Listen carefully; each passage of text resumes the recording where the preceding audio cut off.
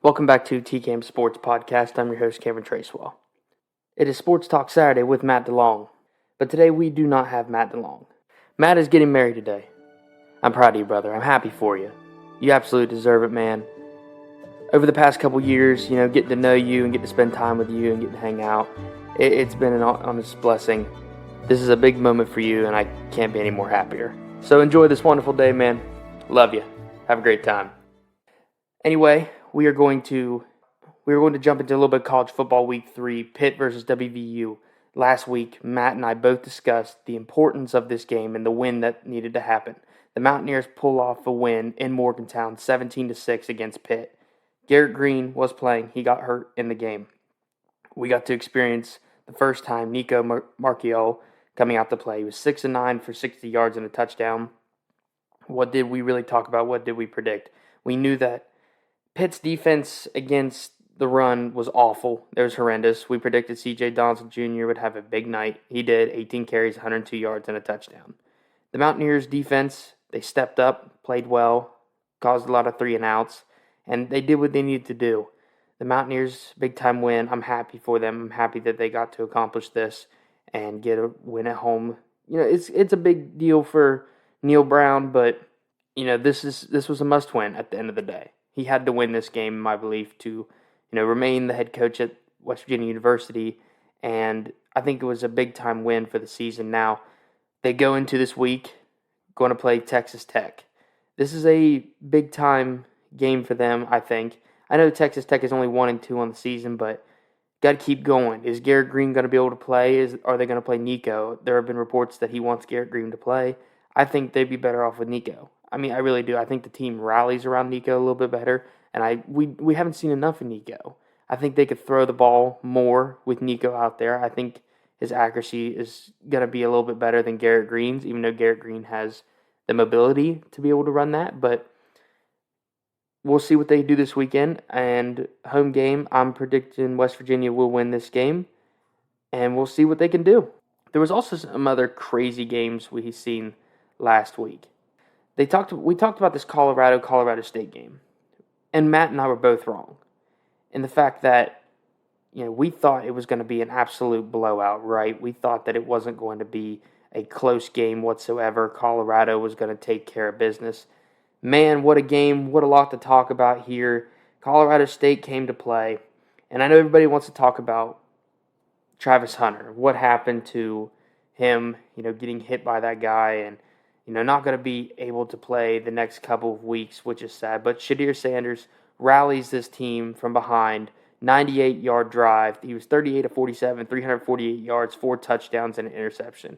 This dude, to me, is the real deal. Shadir Sanders can play football. Shiloh Sanders had an 80-yard interception and took it to the house, just looking like his dad out there. And his dad said it was like a proud moment for him. As a coach, right, there's coach's moments and there's dad moments, and that was a dad moment for him. He was super excited to see his boy run 80 yards for that touchdown, looking like he did in the pros and in college. But Colorado came from behind, won this football game 43-35. It's a rival game. They're close. For some reason, they're always close. And Colorado State came to play. They came to prove to everybody that, they're going to bring the fight. There were also some other good games, really. Outside of that game, there were some other good games. Georgia got tested in the first half against South Carolina. Spencer Rattler, 256 yards, 1 touchdown, 2 picks. If he doesn't throw those 2 picks, does South Carolina win the football game? They were up big to begin with, and they were playing very well. Now, it was a good week of college football last week.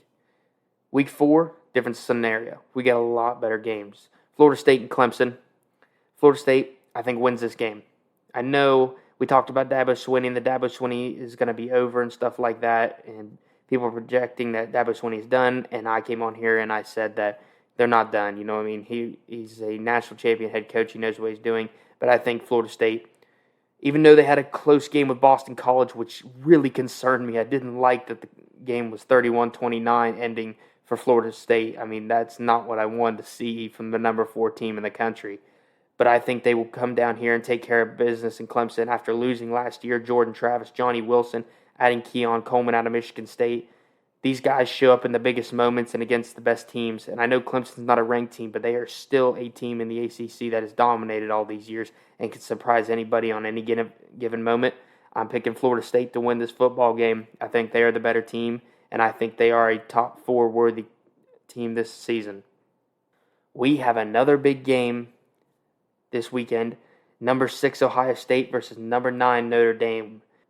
Marvin Harrison Jr., Henderson, Kyle McCord, we're going to see what they're made of against Hartman. Sam Hartman, you got to watch this dude. This dude is in for Heisman, in my opinion. He is a talented quarterback out of Notre Dame. Ohio State going into their house, and it's going to be a battle all the way to the end. You know, you have one of the best receiving corps in the country at Ohio State. Ohio State's defense is still pretty elite.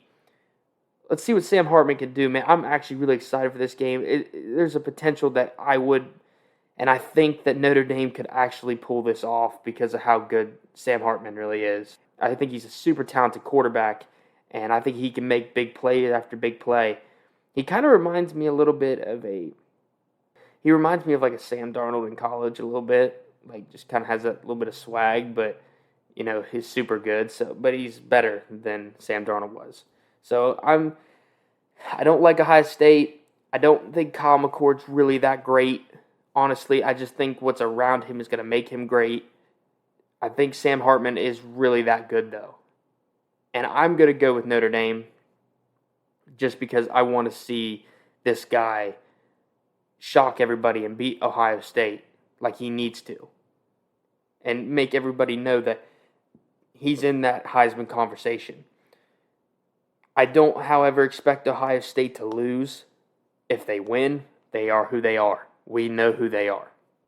But let's see what Notre Dame can bring to the table here. Another game we got, and this is the most important game, I think, this weekend. Really. Even though we got the West Virginia game, which is always important, we got Florida State and Clemson. That's going to be a big time. We got Ole Miss and Alabama, and I know Ole Miss and Alabama, but I think Alabama is going to win this game. I don't really see them losing anymore this season. You know, I think they're going to be a better team, and they're going to take care of Ole Miss at home. We have UCLA and Utah. Highlight that. I mean, Utah's offense is not that good. They're not what they were last year. Their defense is still pretty good. UCLA is still undefeated. We're going to see. It's going to be a big-time matchup in the Pac-12, and also with Oregon State and Washington State. That'll be a big-time matchup in the Pac-12. But besides all these other games in that point, Colorado versus Oregon. Bo Nix, Shadir Sanders. Here we go, man. Here we go. I told you a couple weeks ago, not on this show, but on my normal podcast, that Colorado has to play Oregon and USC in back-to-back weeks. This is a big-time game for Colorado, and it is a big-time game for Oregon. Oregon is heavily favored in this game. You know, Bo Nix has not thrown one interception on the season. He has been perfect, but they have not played anybody that's really that competitive. They played one team in Texas Tech, and they battled them 38-30. Oregon pulled out that win, but everybody else, they've smoked off the field. We have seen what Colorado has improved to. We see their skill positions. We see Weaver, Dylan Edwards. We see Shadir Sanders and Shiloh Sanders. The only bad part is no Travis Hunter. We're not going to see Travis Hunter for their 2 biggest games of the year, which is sad because I think Travis Hunter is a big piece to this team, and they might exploit that. Don't doubt Deion Sanders, man. And I am not doubting Shadir Sanders. This kid is a superstar in the making. Like we talked about coming into the season. We had Drake May, Caleb Williams, Jordan Travis. Didn't really know much about Sam Hartman yet. We knew Penix Jr. and Washington and what he was going to bring to the table. We did not see this dude incoming like this. Shadir Sanders is the real deal. I think this guy is super talented. I want Colorado to win. I do, man. I really want them to win. Because if they win against Oregon, the hype for the USC game is going to be absolutely insane. It's going to be insane regardless because it's Lincoln Riley versus Deion Sanders in coaching. It's Shadir Sanders versus Caleb Williams, the Heisman, versus a guy who has a chance to be the Heisman. Caleb Williams is probably going to be the first pick in the draft next year. So that's a big-time game. And if they beat Oregon and beat Bo Nix, they jump high in the rankings, and they play USC, that is going to be a special game. But for this game, my heart tells me Colorado. I want to go Colorado so bad. And I'm on the edge, man. I really am on the edge. I love this team. I love watching Dion coach, man. It is so special to see this, for a program to do this. My mind tells me Oregon. They're at home. Bo Nix has something to prove. And Oregon at home is deadly. I'm going to go with Colorado based on heart. Go Buffaloes, man. Go Buffaloes all the way. Go Buffaloes versus the Ducks. Go Buffaloes versus the Trojans. Go Buffaloes the whole way through. I'd love to see this to be the ending, by the way. To be the ending of the Pac-12 championship game. I would love to see a Penix Jr. versus Shadir Sanders. I have never in my life been more hyped up for Pac-12 games this year. We have Bo Nix, Shadir Sanders, Caleb Williams, and Michael Penix Jr. This is 4 absolutely elite quarterbacks. I have never seen this many elite quarterbacks in one conference, and especially the Pac-12. The Pac-12 has not been on this much fire and heat in a long time, especially in football. There's only one or two teams that always, make some noise, like last year, really. There wasn't a whole bunch of teams, but there are so many teams right now. There's 4 main ones that we're talking about all the time. You got Oregon State, who's still hiding. You got UCLA that's still in the rankings. You got Washington State and Utah that are also in the rankings.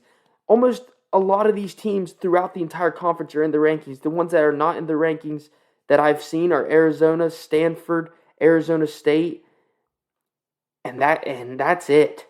I mean, everybody else is in the top 25.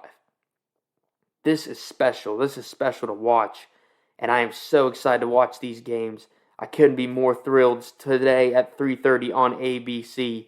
Going to be an absolute thriller, the Oregon-Colorado game. That is our little bit of coverage for the week on NCAA football. NFL, week 2, saw a lot of good games. Obviously me and Matt picked our winners of these games, and Broncos we were wrong on. Couldn't get the Broncos right on that one. Lions we were wrong on, losing. That was an absolute surprise for us. But either way, week 2 was good. The most disappointing thing out of week 2, or this information going into week 3, we lost a couple players this week. We lost Nick Chubb on Monday Night Football. That's awful, man. We won't see him the rest of the year. Absolutely elite running back. Sad to see for Nick Chubb. Let's talk about the Cowboys. How about them Cowboys, right? How about them Cowboys losing Trayvon Diggs? Oh, no. It's not like losing Micah Parsons, because Micah Parsons is the best defensive player on their team. But this is not good. The Cowboys brought in Stephon Gilmore to be on the other side of Trayvon Diggs. Diggs needed help back there in the DB position, and the Cowboys delivered and brought help. Now Stephon Gilmore's on his own. He's a little bit older. He's got age on him, and he's a Super Bowl champ, and obviously he knows what he's doing, but I don't think his athleticism is going to keep up with that. Diggs tore his ACL, and that is hard for me. That is so disappointing for me, because looking at the Cowboys' schedule, they play the Cardinals this week. They'll take care of the Cardinals. They'll take care of the Patriots next week. Then they play the 49ers. So they're probably going to go into that 49ers game 4-0, and the 49ers will be 4-0, and the Cowboys are going to be 4-0 going into that game. And that is one of the most important games on their season. You need Trayvon Diggs to cover a Deebo Samuels. You need Trayvon Diggs to either cover Deebo or switch and cover Brandon Ayuk or be able to pick up those positions. Without Trayvon Diggs, I don't see how the Cowboys are going to be able to stop Brock Purdy in the throwing game. I really don't. I was so hyped for the Cowboys this year, and I'm not a Cowboys fan, and I always get on here and say, how about them Cowboys, and I'm always saying, how they talk about, being champions and stuff, and they haven't won the last 25 years. I'm not the biggest fan of the fan base. Thinks they're going to win all the time, but as a team, man, they have a really talented team, and to lose somebody like this is absolutely devastating. It really is. Looking on to the rest of their schedule, I mean, really, they after the 49ers game, they play the Chargers. That'd be good to have Trayvon Diggs. They'll play the Rams. They'll beat the Rams. Then they got to play their first matchup against the Eagles. Be nice to have Trayvon Diggs against Devontae Smith or A.J. Brown. I think they split 1-1 with the Eagles. Truly, in my opinion, if I'm thinking down the line, they're going to split 1-1 with the Eagles. I thought with Trayvon Diggs on that team, they might have a chance to actually beat the Eagles twice. But now with Trayvon Diggs being gone, I think it's a 1-1 split. I think they finished the Giants out on November 12th. They're going to finish the Giants out. They're going to go 2-0 against the Giants this season. Then they go play the Panthers. They'll beat them. The Commanders is their other, divisional matchup. I think they go 1-1 with the Commanders. And I would have said a couple weeks ago that's crazy. Even with Diggs, though, I think they go 1-1 because the Commanders have a lot of pride and they're running off a lot of momentum. And they have a lot of belief in Sam Howell and these guys. So they could really pull out a win on any given week and starting the season out 2-0. It's impressive. I like what I'm seeing from these guys. And I think the Cowboys are probably going to split 1-1 with them, even with Trayvon Diggs. I think that was almost a given by now. And I know there's people saying, you said they could beat the Eagles twice, and the Eagles are a lot better than the Commanders. Yeah, you're right. I mean, yeah, they're better than the Commanders, but the Commanders are a team that people sleep on, people don't pay attention to, and then all of a sudden they're winning the football game. Example, the Broncos and the Commanders. The Broncos are beating down the Commanders, and the Commanders came back and won the football game. There's a lot of belief in that organization that they can win some games. They could win against anybody on any given Sunday. And I think, that the Cowboys, that they have a chance to win. But that first game they'll lose. The Cowboys will go on to play the Seahawks. They'll beat the Seahawks. Seahawks defense not very good. Then they play the Eagles. They'll split. Like I said, they'll split. Then they play the Bills. Now, going into December 17th, we're going to see really what the Bills are. That's indecisive right now for me. Josh Allen is still better than Dak Prescott on any day of the week. I'd take him over Dak Prescott. But Josh Allen has those moments like we were talking about last week on the show that in one moment he's great, like he was this past weekend and week one, and then there's moments like week one where he is an absolute disaster. So we'll see what happens there. On December 24th, the day before Christmas, they're going to play the Dolphins in Miami. This is a loss for me. Really, this is a loss for me thinking about it. Tua has been playing some of the best ball, and this is a game you really needed Trayvon Diggs because who's guarding Tyreek Hill and Jalen Waddle? Stephon Gilmore can't do both. So I think that the Miami Dolphins really, if Tua stays healthy, got Tyreek, got Jalen, nobody in the league, in my opinion, could probably cover those guys. I really don't know how they're going to lose. It's probably going to be, their defense is going to give up something or Tua's going to throw too many picks or something like that. That's the only way I'm really seeing the Dolphins. But if the Dolphins play like they have in the first 2 weeks, I don't really know how they're going to lose. Then the Cowboys play the Lions on the 30th of December. We'll see where the Lions are. I think they'll be better, but the Cowboys will win that game. And then they play the Commanders for their final game. So I'm looking at the Cowboys going 13-4 on the season. That's how I'm looking at the Cowboys this year. I think they have a chance to be 13-4 by the end of the season. I think they'll split their games with the Eagles, split their games with the Commanders, beat the Giants twice, and then lose the 49ers and lose the Dolphins. I'm not saying anything about the Bills yet because we don't know where Josh Allen and how that game will actually pan out. But I think they have a chance to go 13-4 and win the division this year because looking at the Eagles' schedule, they got a tough schedule. They got to play the Dolphins. They got to play the Chiefs, the Bills, the 49ers. And those are really 4 hard games right there.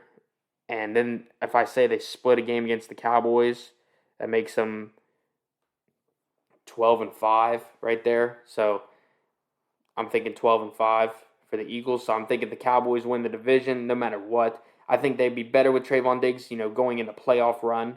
I think that'd be very beneficial to them. But I still think the Cowboys are going to win the division this year. I think they are the best team in the NFC East. And I think they're the second best team in the NFC. And that's crazy to say after how the Eagles played last year. But I truly believe that the Cowboys are the second best team in the NFC. I don't think there's anybody better than the 49ers. I think the 49ers are head and toe above everybody right now. Almost in the entire league. They are better than everybody. I don't think of many teams in the AFC that are better. I think the 49ers are head and toe above everybody. And so, yep, that is now week 3. I'll run through it pretty quickly here. And we'll talk about our games this weekend. We saw Giants and 49ers. I think we all expected the 49ers to win big, and of course they did. So our 1 o'clock games, Colts and Ravens. That's our first one we'll start out with. Ravens, no Anthony Richardson this week. Browns and Titans. Titans. Derrick Henry, nobody can stop him. I don't think anybody can stop him. And the Browns, after that, losing Nick Chubb and the momentum they're in, I don't see them beating the Titans. Broncos, Dolphins, give me Tua all day long. Broncos defense isn't that great. Dolphins defense isn't that great. And I know Russell Wilson's been playing great. He really does need this win, but I'm still going to pick Tua and Jalen Waddle over everybody else. Patriots and Jets. I'm going to pick Patriots because Zach Wilson is not that great. I mean, he really is not that great. But that offensive line is horrible, so I don't think anybody could play behind that offensive line. I'm picking Patriots. Bills and Commanders. Give me Bills. Josh Allen, like we said, on any given Sunday, he's either good or bad. But I'm still going to pick Josh Allen. It's him. It's Josh at the end of the day. He's a superstar quarterback, so I'm picking Josh Allen. Our elite kind of primetime game of the 1 o'clock is going to be the Falcons and the Lions. Man, we're going to see Bijan Robinson versus Jared Goff, Desmond Riddler. Falcons look great. Lions, they disappointing loss versus Seattle. Their defense wasn't very good. Going to be like a high-scoring game and a good running game. Give me the Atlanta Falcons, man. I know I like the Lions. I really do. And the Kings of the North, I've been preaching it all year. And I really want to go with Detroit here. I really do. But the Falcons have completely impressed me. Bijan Robinson's a stud. Tyler Allegheny, Desmond Riddler, Drake London, and Kyle Pitts. Arthur Smith coaching really well right now. Give me the Atlanta Falcons. I like the Atlanta Falcons doing good. That's impressive. Saints and Packers. Saints did not look very good on Monday night against Bryce Young and the Carolina Panthers. I mean, if you give Bryce Young and the Carolina Panthers an elite receiver, give him Jalen Waddle from the Dolphins, yeah, the Saints don't win that football game. I mean, that's as clear as day. The Saints don't win that football game. Bryce just needed some help, but the Packers losing a disappointing loss to the Falcons. I want to say Saints because of their defense. I don't know if Aaron Jones is playing this weekend. We won't know until Sunday. But I'm going to roll with the Saints just because their defense, Derek Carr, Chris Olave. I really like what I saw from Jordan Love in the Atlanta game, by the way. I really love what I saw. He looked like Aaron Rodgers-esque out there. I mean, the way he held the ball, the way he threw the ball, the way he read the plays. Outside of, he didn't finish the game the way I thought he was going to. But it happens to everybody. It happens to every quarterback. I'm glad how I seen him play against the Atlanta Falcons. It was nice to see that. It was great to see him.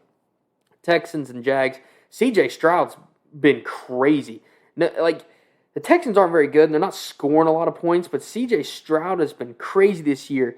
He's not thrown one pick. He's 58-91 for 626 yards and 2 touchdowns. Listen, C.J. Stroud's going to be a stud in this league. I mean, the Texans are talented. They got a lot of young guys, and I like what I'm seeing from C.J. Stroud. Now, Trevor Lawrence, he could have played better against the Chiefs last week. He did not play well against that Chiefs defense whatsoever. I'm going to pick the Jags. It's a home game, and they're looking for a bounce-back win after losing to Kansas City at home. And the Texans, I don't know if they're going to win. They might win 1 or 2 games this year.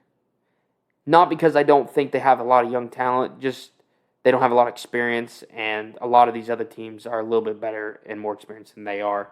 So give me the Jags to take this weekend. Vikings and Chargers. Here's another 1 o'clock prime time. I know we talked about Falcons and Lions, but Vikings and Chargers, there's going to be no defense in this game. Neither team has any defense. I mean, they're both horrible on defense. This is a Justin Herbert versus Kirk Cousins, Justin Jefferson, Keenan Allen. This is going to be a lights-out offensive game. It's going to be fun. Going to be fun to watch. You want to see a high-scoring game? You got to go watching this one. That'll be 1 o'clock on Fox. Panthers and Seahawks. Geno Smith, Seahawks. No Bryce Young. Andy Dalton this week. Bryce is out. Give me the Seahawks. Cowboys, Cardinals. Cowboys. Even though I was impressed what the Cardinals did against the Giants. The Giants never should have been in that situation, so nobody give them any praise for coming back, trailing by like 28 points. I don't want to hear it. The Giants put themselves in that own situation. I'm not giving them any credit for making a comeback like that. They should have never been in that situation. However, Cowboys defense takes care of business here at 425. Then you got the Bears and Chiefs. Justin Fields has been a wreck. This team is an absolute wreck. The Bears are horrible. They're not fun to watch. They used DJ Moore at the start of that game. Justin Fields can't read defenses very well. He looks like he's nervous in this offense. I don't know what's wrong with the Bears. They had an immaculate offseason, and for them to look like this within the first 2 weeks, yeah, I'm not that impressed, and they're not beating Patrick Mahomes and Travis Kelce in Arrowhead. That's not happening. So, give me Kansas City. Monday Night Football, 2 games. Rams and Bengals is the late game at 8:15. Love what I see from Matt Stafford. I'm worried about Joe Burrow. And I'm not too sure that he should have been playing in week 1 and 2. I know that, everybody's like, he's healthy and, it's the offense and this and that. And nobody's getting separation. Listen, Joe Burrow just doesn't look like, and it's honestly sad. If the guy is hurting, I know that he wants to be out there with his boys and, he can play through it. But if he's not right, and which he doesn't look right, this isn't the Joe Burrow we've seen since LSU times. We have not seen Joe Burrow like this. Joe Burrow looks horrible. Jamar Chase can't get any separation. T. Higgins is the only one on the offense doing something. He's the only one who's getting open and scoring touchdowns for this team. They don't look good. They didn't look good against Baltimore. Joe Burrow, he got better in the second half, but he looked terrible in the first half. He didn't look good in week 1. There's something going on with Joe Burrow, and somebody needs to help him or, maybe have him step down a game. They should have had him sit out in week 1 or 2. Because Joe Burrow just doesn't look right.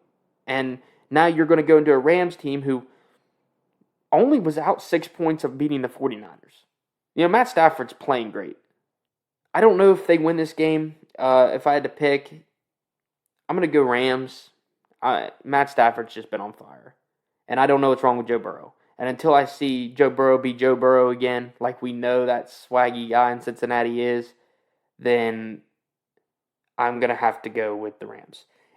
But the more important game of the night, I think, is the Eagles and the Bucks. Man, everybody, pay attention to Baker Mayfield. What a week he had last week. Mike Evans balling out 165 yards and 2 touchdowns. This team's balling. Baker Mayfield is balling. He looks great. I'm so happy for this dude, man. I really am. He bounced around the league a little bit. Went from Cleveland, where he was a starting quarterback, to going out and playing with Sean McVay and, trying to make a comeback. And then the Bucs gave him a chance. And I questioned at the beginning of the season because they were like, oh, he can't even beat out Kyle Trask. So I was like, are we sure the Bucs are going to be any good this year? I mean, really? Baker Mayfield has balled in the first 2 games. Playing Jalen Hurts.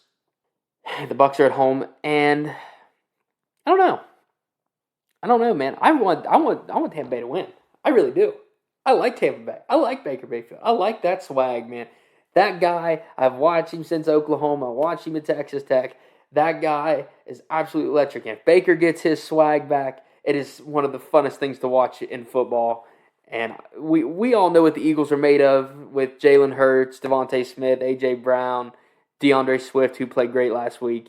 Nick Sirianni, a talented coach. But, man, I like the Buccaneers. I do. I'm going Bucks. I'm going Bucks. I'm gonna ride with this team. I'm riding with Baker Mayfield.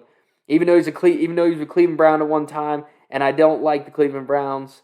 That's personally to me. Don't like the Cleveland Browns, so couldn't rock with him. Now I can because he's a Tampa Bay Buccaneer. Love it. So that is our week 3 of NFL games. Going to be a great weekend of college football and great weekend of NFL football.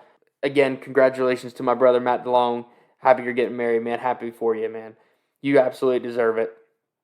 And we will be back next week to talk about, some electrifying games, talk about the Mountaineers. We'll go back over all this stuff. Y'all know how it goes. So, hope you all have a good weekend and enjoy yourselves. I'll see you guys later.